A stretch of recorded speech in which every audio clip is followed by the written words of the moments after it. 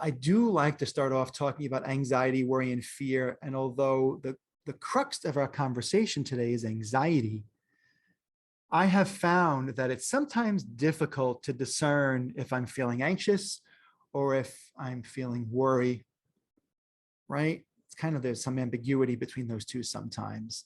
It's not like a tiger's chasing me. Oh my gosh, I'm afraid. I need to run. Sometimes it's a little bit more blurry what we're really feeling, but it's still that anxiety rearing its head.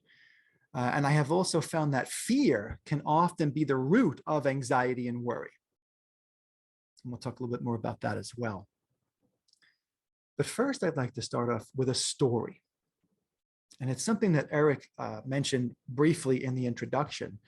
And it's a story of how my wife got sick nearly 5 years ago with fibromyalgia, and kind of how that affected me in all ways, and specifically about my anxiety and my fear and my worry, and how I kind of had to almost fall apart to realize that self-care was something I needed to practice every day. So on my birthday in December, nearly 5 years ago, we went on vacation, and that night on vacation, my wife started to have all these weird symptoms, blotches on her body, pain. And before the night was over, she was literally paralyzed in this hotel bed, unable to move. So, of course, we came back home, went to urgent care, and it wound up hospitalization for nearly a week.